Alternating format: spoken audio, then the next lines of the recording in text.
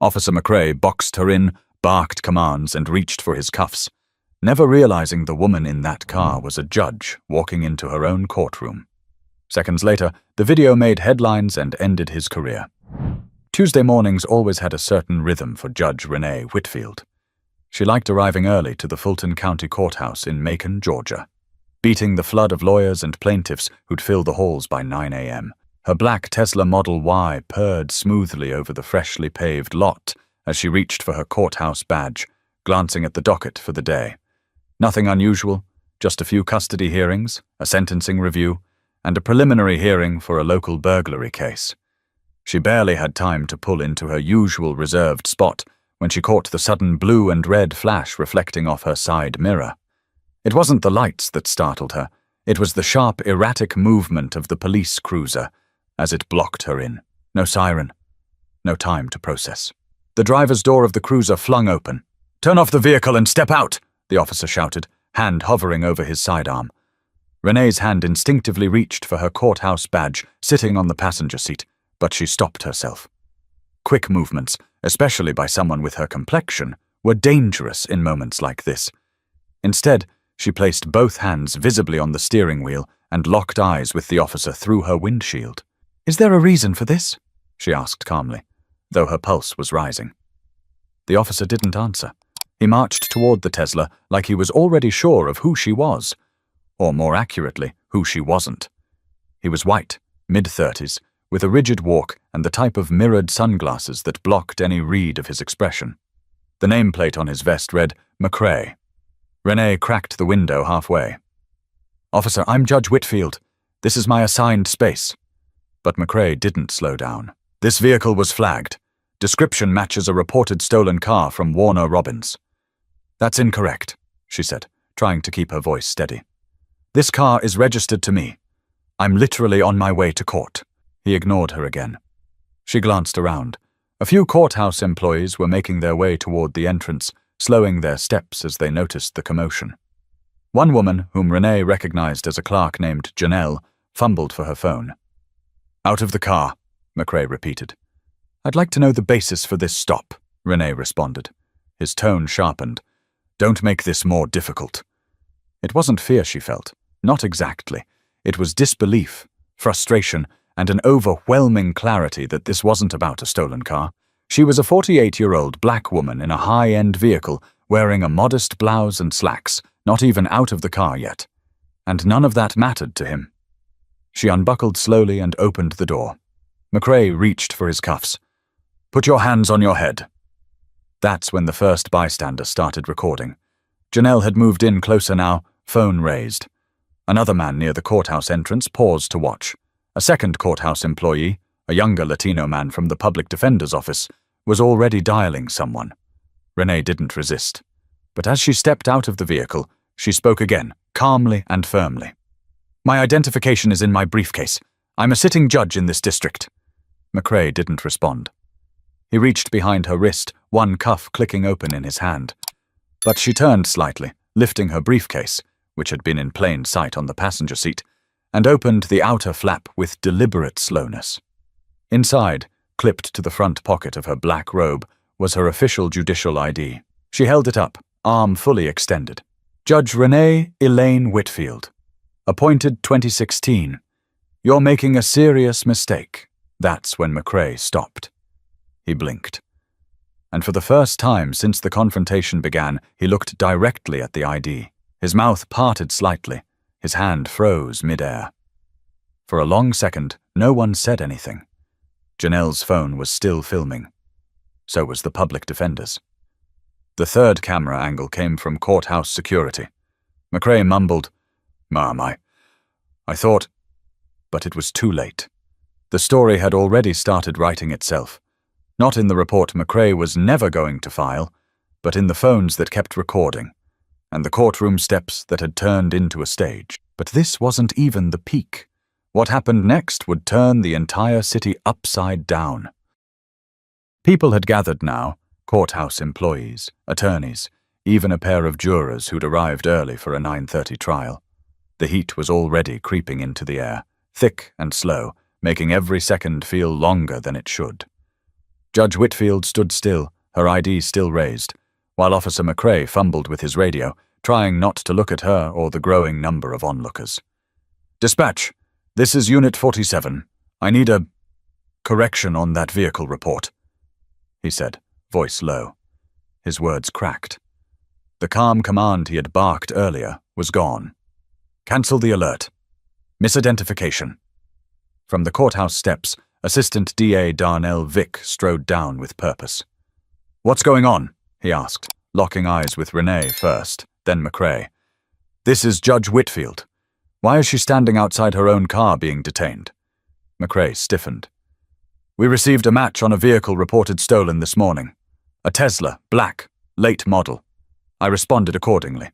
"She literally parks here every day," Vic shot back, hands out. "That's her name on the space. You ever think to check the plate first?"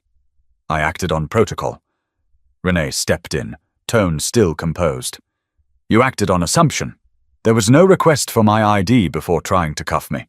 You didn't even ask my name." McCrae looked around, trying to gauge how bad it was. Phones were still up. Even court officers had stopped walking. A security guard at the top of the courthouse steps, someone who'd been greeting her every morning for years, simply stared. She turned slightly to Vic. "Can you please escort me inside? I have hearings in 20 minutes. Vic nodded and motioned toward the door. But before she left, Renee faced McCrae again. "I suggest you get the body cam footage from your own cruiser before it disappears." The silence around them said more than words could. McCrae gave a stiff nod, still not making full eye contact. As Renee walked up the courthouse steps, briefcase in one hand, the robe still hanging from her arm, the murmurs behind her grew louder.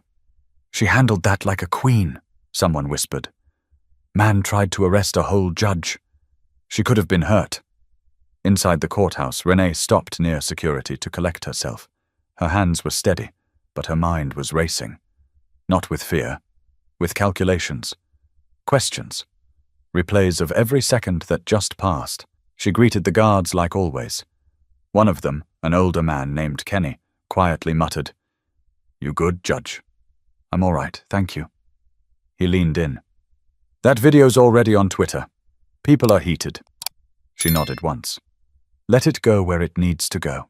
Upstairs in her chambers, she closed the door and sank into her chair. Only then did she let herself breathe deeply. Not because she had escaped harm, but because she knew what came next. She wasn't just a judge anymore, not after that video. She was about to become a symbol, whether she liked it or not. She pulled out her phone and called her wife, Delia. It rang twice. "You at work?" Renee asked when Delia picked up. "I'm about to walk into a meeting." "Wait, what's wrong?" "There was an incident. Courthouse lot. I'm okay, but it's spreading." Delia went quiet. "What happened?" Renee explained everything in under a minute. Delia didn't interrupt. "Please tell me someone filmed it," Delia finally said. "3 people that I know of. Maybe more." "Good," Delia said. "Don't downplay this. You always try to be the reasonable one, but this isn't something we brush off." "I know. You sure you're all right?" "I wasn't scared. Just measured, because that man didn't see me. Not even a little bit." Delia exhaled into the phone. "You want me to come down there?" "No. I've got court in 10. I need to focus." They exchanged soft goodbyes. Renee stood, pulled on her robe, and looked at her reflection in the mirror. Her eyes didn't look shaken. They looked resolved. But the outside world wasn't about to stay quiet. Because while Renee went back to the courtroom, the internet had already started the trial. And this time, the judge wasn't the one behind the bench. By noon, the incident wasn't just a courthouse buzz. It was a headline. Georgia judge mistaken for car thief by local officer. Confrontation caught on video. Within 4 hours, the clip had crossed state lines and picked up traction on Facebook, Instagram, and even TikTok. 3 different angles. One from Janelle's phone, one from courthouse security, one from a bystander who hadn't even gone inside. He never made it to jury duty. Each clip showed the same thing, a black woman calmly explaining who she was while a white officer ignored her, tried to cuff her, and only hesitated when she produced an ID no one could argue with. The word assumption showed up in nearly every comment thread. But while the world was reacting, McCrae was doing damage control behind closed doors. He sat in a small, windowless office inside the Macon Police Department's administrative wing, flanked by his direct supervisor, Captain Troy Dellinger, and a legal liaison from the department named Felice Granger. The room smelled faintly of old coffee and laminate paper, the kind of place where bad news came to sit. "Tell us exactly what happened," Granger said, not unkindly, but firm. McCrae rubbed his forehead, choosing his words slowly. "I got a dispatch alert for a black Tesla Model Y, no plates, reported stolen about an hour prior in Warner Robins. I was 2 blocks from the courthouse, saw the match, acted immediately." "License plate?" Dellinger asked. "No visible plate on the front." "What about the back?" "I didn't check it." "You boxed her in, jumped out, and tried to detain her without confirming a single identifying detail." "I followed protocol." "No, you didn't," Granger said. "You acted on a description alone and skipped procedure. That's not protocol. That's escalation." McCrae leaned back in his chair. "I didn't know she was a judge." Granger didn't even flinch. "That shouldn't have mattered." Outside the building, a small group had already formed, not quite a protest, not yet, but signs were being drawn. One woman in a yellow sundress held a cardboard scrap that read, "She had to flash an ID to be seen." Back at the courthouse, Renee sat behind the bench, conducting hearings like nothing had happened. She wore the same calm face she always did, but her eyes scanned the room differently now, more slowly, taking inventory. After court adjourned for lunch, she returned to her chambers to find her phone overloaded. Texts from law school colleagues, emails from media outlets, 2 missed calls from her alma mater, and a message from someone she hadn't spoken to in over a year, James Pendry, a state circuit appeals judge and occasional critic of her courtroom demeanor. James Pendry. "Just saw the video. I'm sorry this happened to you. Let me know if you need anything." She didn't reply. 10 minutes later, there was a knock on the door. Janelle, holding a manila folder. "Judge Whitfield, there's a Channel 7 reporter downstairs asking for a statement." Renee took the folder, barely glancing at it. "Tell them no comment, not until I speak to legal. You want me to call someone for you?" "No, but thank you." Janelle lingered. "I've worked here for almost 10 years. I've never seen anything like what happened this morning." Renee closed the folder slowly. "It shouldn't take something like that for people to start paying attention." Janelle nodded, then paused. "He didn't even ask who you were. He didn't look at your tags, your parking spot, nothing. Like none of it mattered." Renee offered a small, tired smile. Because to him, it didn't. Outside, news vans were beginning to arrive. Inside the MPD, McCrae's badge was quietly turned over to Internal Affairs, pending review. The officer who barked commands that morning was now being asked if he understood the weight of his actions, if he understood how that split-second decision was going to follow him for the rest of his career. "I didn't mean any harm," he said. "Intent doesn't erase impact. That would be said over and over in the coming days. But the story wasn't about McCrae anymore. It was about a system where even power, position, and pedigree couldn't protect someone from being mistaken for a threat." By the next morning, Judge Renee Whitfield's name was being spoken in households that had never set foot in a courtroom. Clips of the incident ran on CNN and MSNBC. A segment aired on Good Morning America under the headline, "When Justice is Mistaken, Georgia Judge Stopped, Nearly Arrested Outside Her Own Court." But it wasn't just national coverage that gave the moment weight. It was the conversation it ignited. In barbershops, on school buses, in break rooms, and over dinner tables, people weren't just watching the video. They were reliving it in their own way. "She didn't yell," one man said during a live call-in show on WBBQ radio. "She didn't cuss him out. She just stood there, held up that ID like, 'You done messed up.' Powerful." Renee, however, wasn't celebrating anything. She hadn't asked for this spotlight. She didn't want it.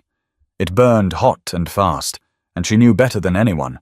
It rarely stayed on what mattered.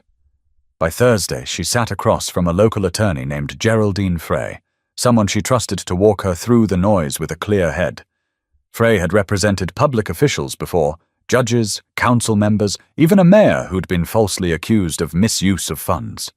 She understood the tightrope of public image and legal responsibility. "You haven't spoken publicly," Frey said, pushing a glass of water toward her. "Smart, but it can't stay that way forever. I'm not interested in doing a media tour," Renee replied. "I'm not a victim. I'm not a symbol. I just want to do my job." "You are a symbol now, whether you like it or not," Frey said gently. "And people are paying attention. What you say next matters more than any sentence you've ever handed down." Renee leaned back. She was exhausted. Not from the attention, from the reality that none of this was surprising. She'd been followed in stores, ignored at valet stations. But this? Getting nearly cuffed 10 feet from her own courtroom? That struck a new chord. "I stayed calm," she murmured.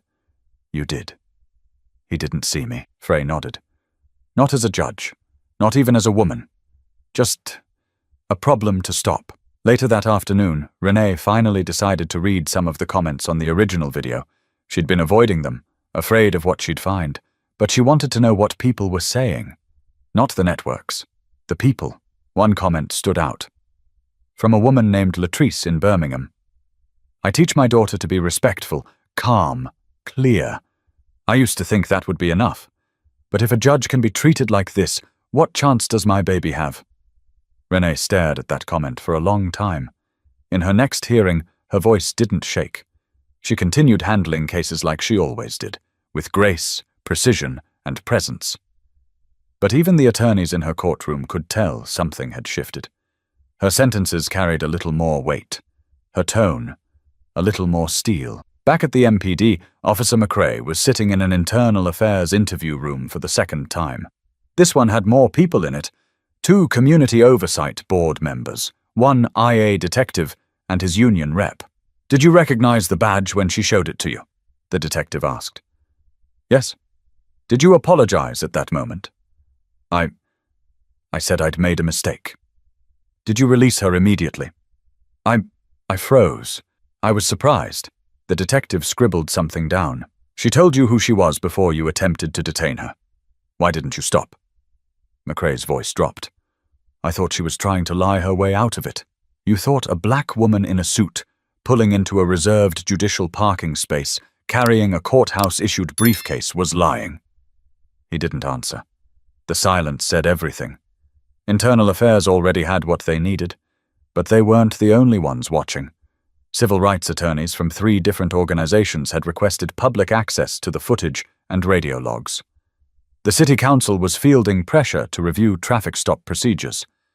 The mayor's office released a vague statement about accountability. And through it all, Renee still hadn't said a word to the press. But something was building, because when she finally spoke, it wouldn't be about what happened to her. It would be about what keeps happening to everyone else. By Friday morning, the Macon City Hall press line was ringing non-stop. Requests poured in from news outlets asking for statements from the mayor, the police department, even the courthouse staff. The video had eclipsed 1 million views across platforms. Commentators called it a perfect example of casual power misused. Activists used words like textbook profiling. Yet Renee Whitfield still hadn't spoken publicly. And that silence made people pay even more attention.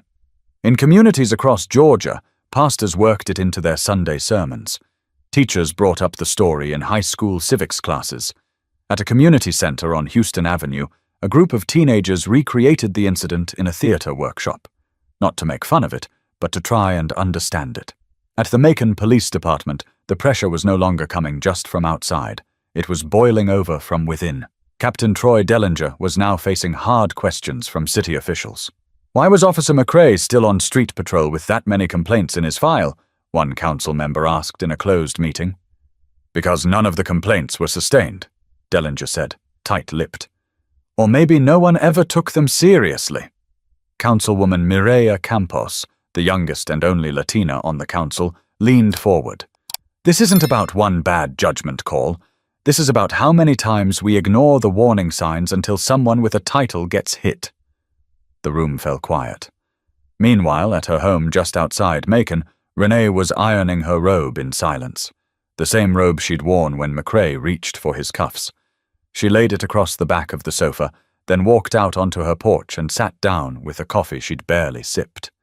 Her wife, Delia, stepped outside and stood beside her. "You know what you're going to say yet?" Delia asked. Renee shook her head.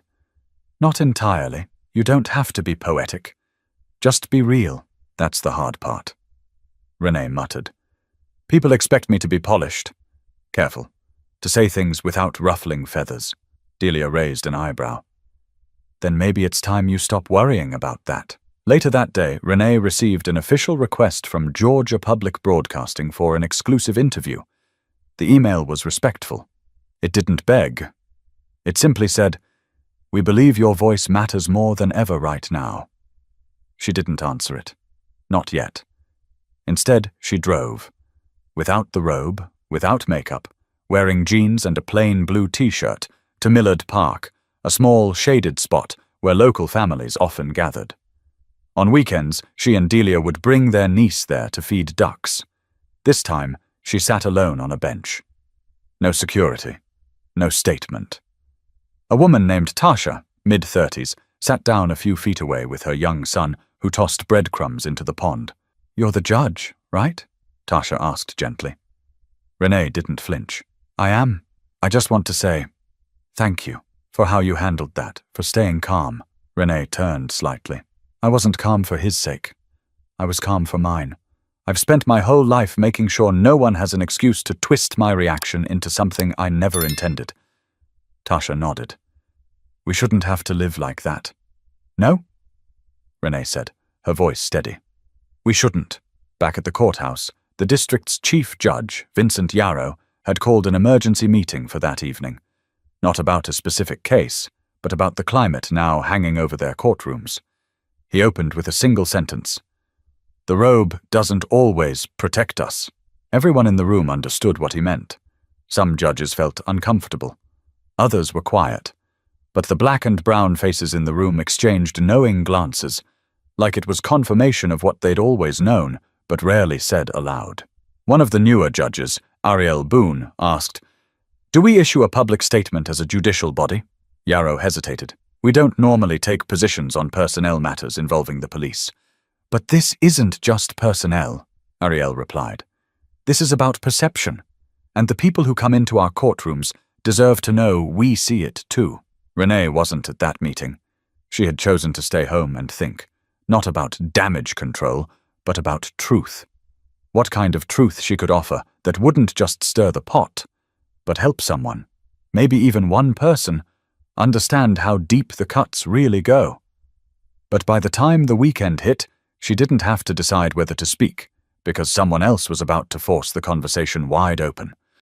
On Saturday morning, The Telegraph, Macon's local newspaper, published a detailed article titled, "Officer Involved in Judge Incident Has History of Civilian Complaints. Why No One Listened." The story, written by investigative journalist Kimora Stratton, laid everything bare. It started with a timeline. In just under 7 years, Officer Colin McRae had racked up 15 complaints, 10 for unprofessional behavior, 4 for improper stops, and 1 filed by a retired high school principal specifically for racially motivated conduct. Only 2 complaints had been sustained. None had led to serious consequences. Within hours, other outlets picked up the story. NBC's online coverage included direct quotes from complaint reports. CNN brought Kimora Stratton on live to break it all down. And just like that, the narrative shifted. It was no longer just about the moment with Judge Whitfield. It was about a pattern. Outside the police department, a group of local residents gathered for what they called a silent statement. No chants, no megaphones, just people holding signs with every complaint number McRae had ever been tied to, written in permanent marker on white poster boards.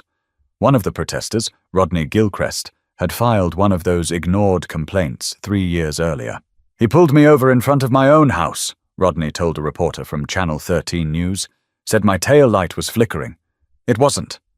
I told him I was a teacher.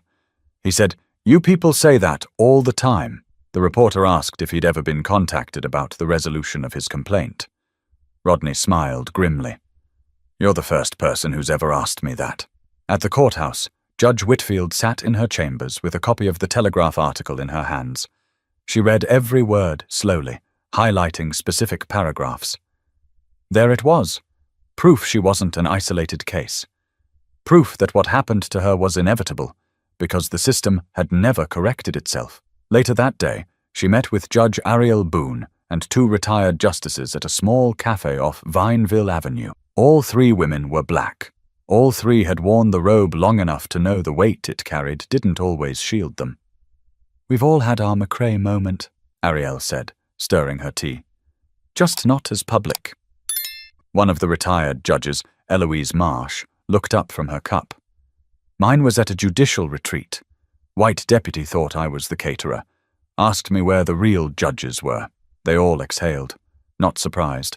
Not even angry in that moment. Just tired." Renee set her cup down. "I think I'm ready to speak. Not for the cameras. For the people watching this who've never had the words." Eloise nodded. "Say what they never let us say back then." Back at the Macon PD, Internal Affairs had completed their preliminary review. The footage was authenticated, bodycam logs reviewed, and 3 prior complaints against McCrae that were previously dismissed were now reopened. Captain Dellinger received an email marked "Confidential" from the mayor's office. "We cannot keep him on the street. Public trust is too fragile. Take action by Monday."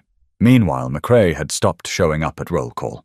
He'd been pulled from active duty, placed on paid leave, and quietly told to stay off the radar. But it was too late for discretion. Protesters had started appearing in front of his home, holding candles at night and signs in the day. No violence, just presence. His neighbors stopped speaking to him. His daughter's schoolmates whispered in the hallways. His wife took their kids to stay with her sister in Byron. He sat alone in a house full of silence, watching the moment over and over again on his phone. The same moment everyone else had memorized.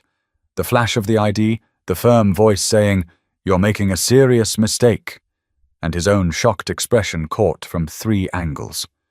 He turned the volume down, set the phone aside, and sat with his thoughts. No badge, no patrol, no certainty that any of this would go back to normal. But outside his silence, the city was waking up, and they were starting to ask why a badge could blind so many people for so long. By Sunday evening, Renee knew she couldn't wait any longer.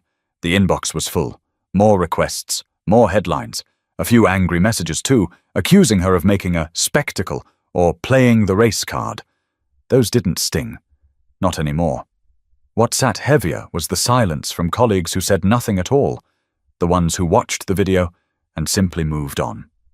She sat at the kitchen table, robe draped over the back of the chair, laptop open, a small notepad beside her. Delia stood nearby, arms folded, reading over her shoulder. "You sure you don't want a speechwriter for this?" Renee shook her head. "If it doesn't sound like me, it won't mean anything." She clicked record. The video was under 6 minutes. No edits, no script, just her, seated in front of a bookshelf, natural light falling in through the window, looking directly into the camera. "My name is Judge Renee Whitfield. Some of you may already know that. Others saw a video that circulated earlier this week. A video of me being stopped outside my own courthouse, mistaken for a car thief." Her voice didn't waver, but she didn't raise it either. She spoke like she was in a courtroom, with clarity, calm, and just enough gravity to make people listen. "I've heard a lot of people say this was an unfortunate mistake, a misunderstanding. But I want to be clear. This was not a fluke. This was the result of a system built on fast assumptions and slow accountability." She let that sentence sit for a moment. "I stayed calm that day, not because I wasn't angry, but because I've learned how dangerous my anger can be perceived. I stayed calm so I wouldn't give anyone an excuse to escalate what never should have happened in the first place." She didn't name Officer McCrae. She didn't need to. She continued, "If this can happen to someone with a badge, a title, and a robe, imagine how often it happens to those without. Imagine the people who don't have 3 angles of video to protect their truth, who don't get believed until it's too late." Renee ended the video with a short statement on grace.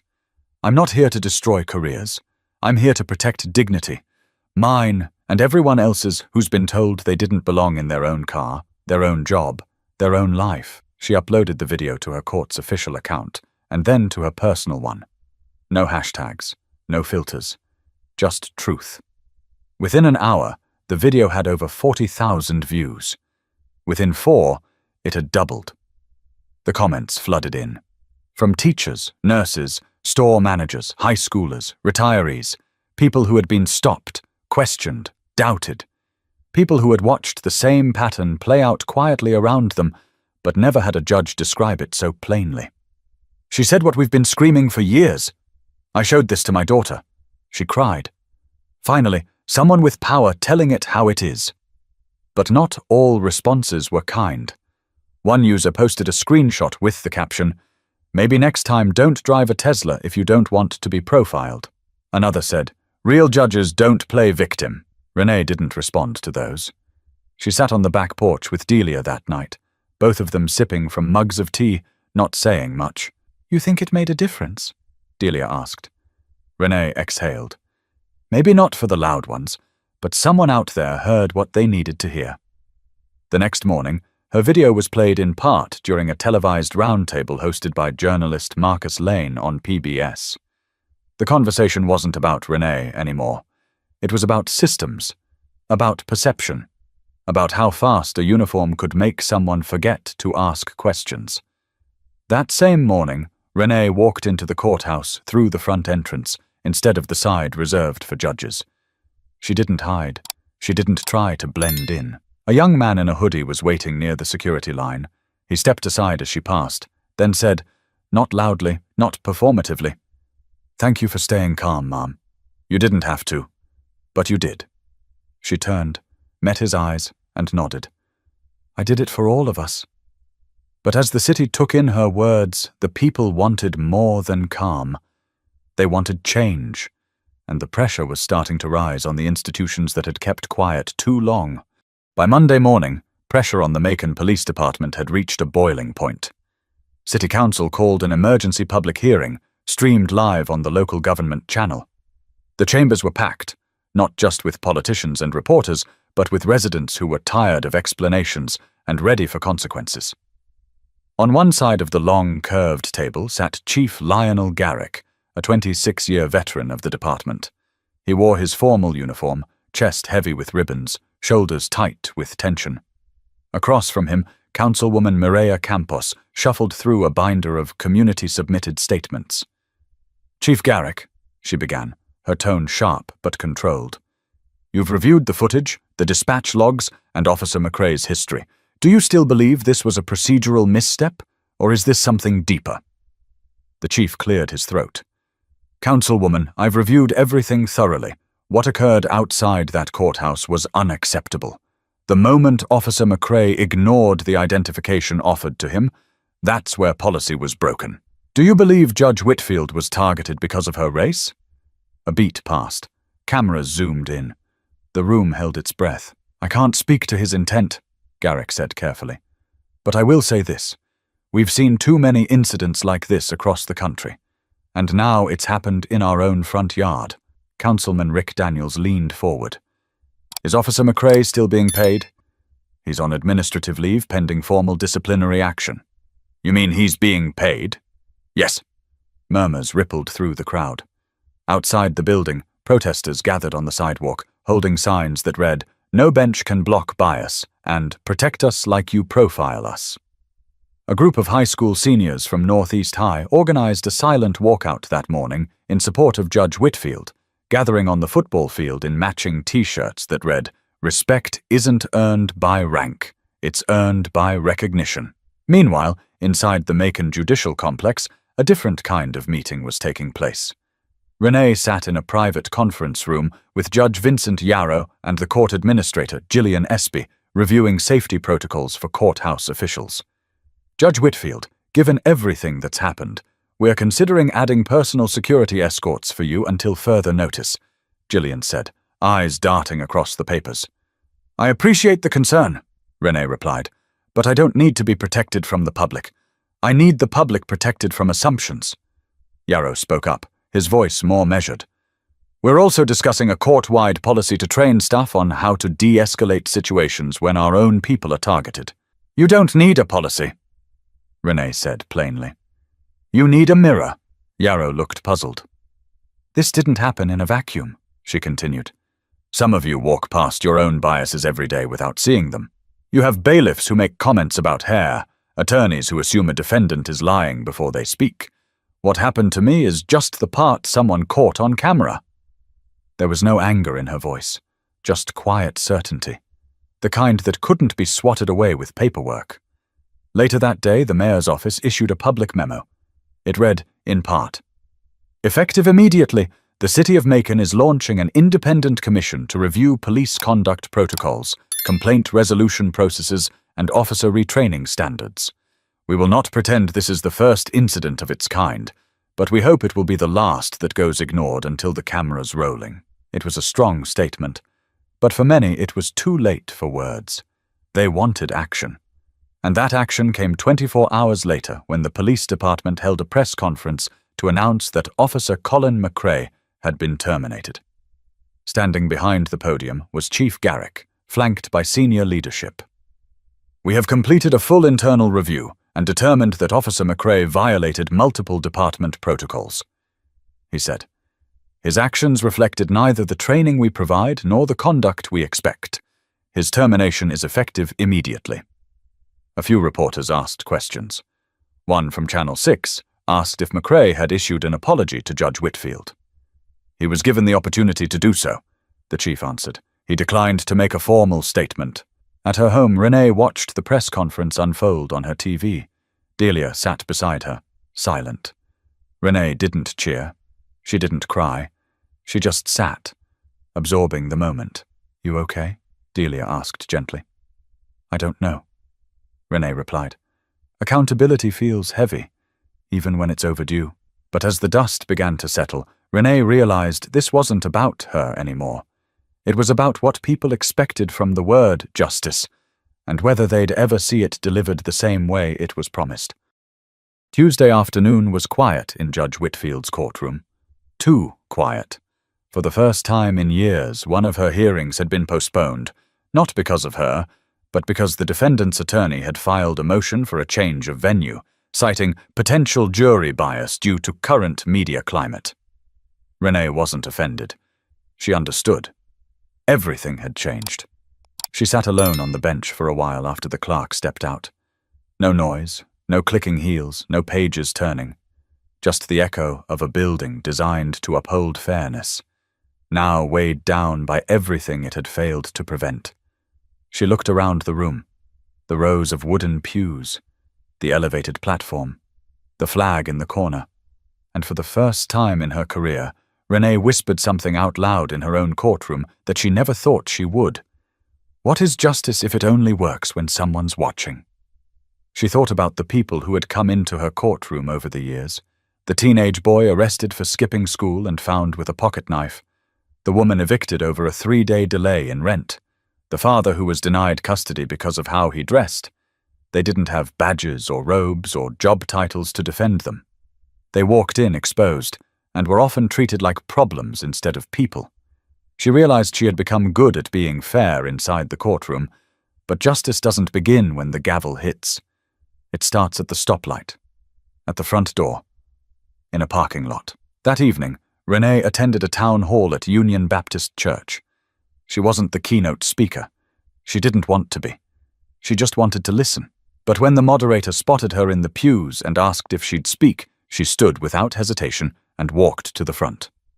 "I'm not here to talk about what happened to me," she began. "I'm here because I want to ask something of you." The room quieted. "I want you to stop looking at titles. I want you to stop thinking a robe or a degree or a fancy car should be what earns someone protection." She paused.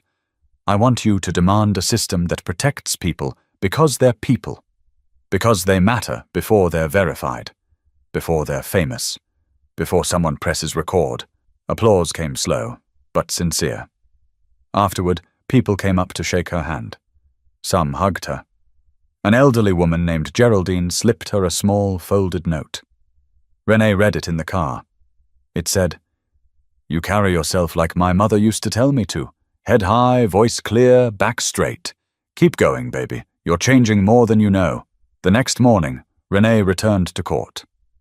She wore the same robe, parked in the same spot, walked the same path through the courthouse doors.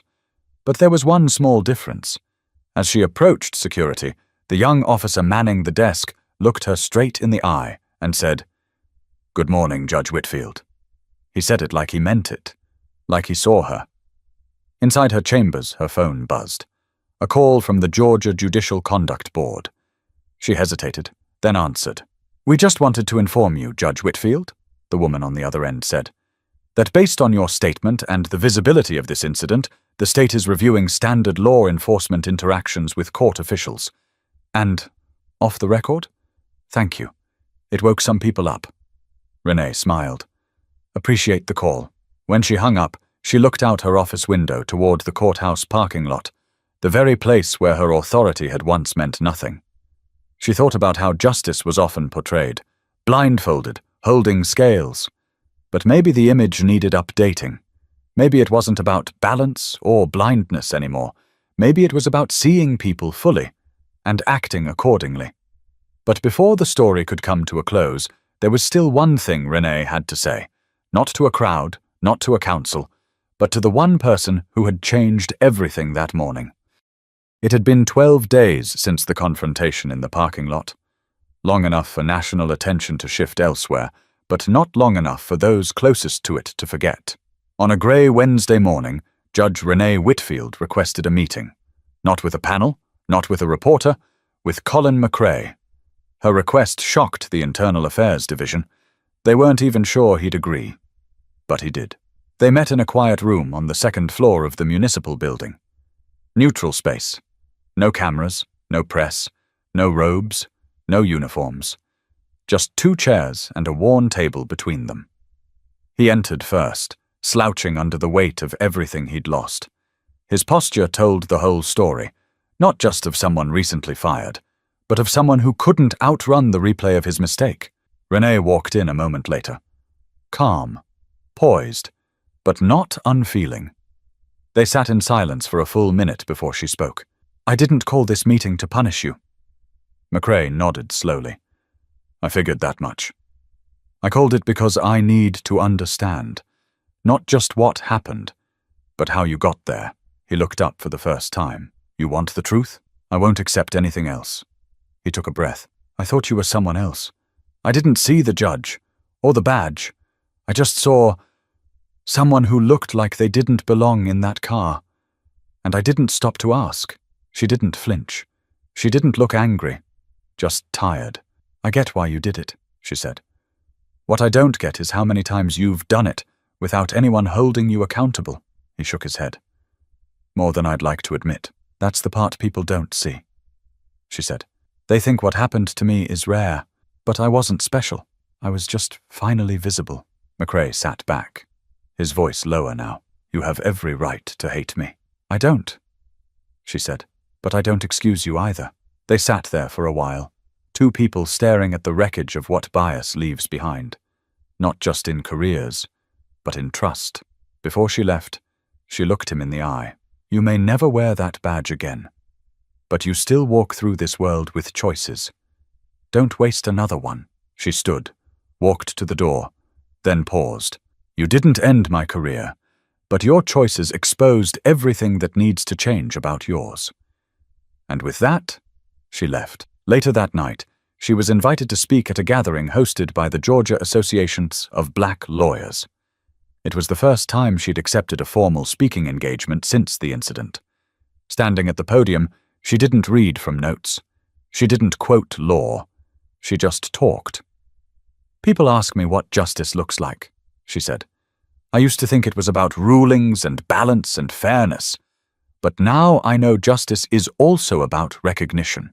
It's about seeing someone fully before reacting. And sometimes justice looks like holding up your ID, not just to be believed, but to survive." She paused, then added, "This should have never happened. But since it did, I'll use the moment to ask for more than apologies.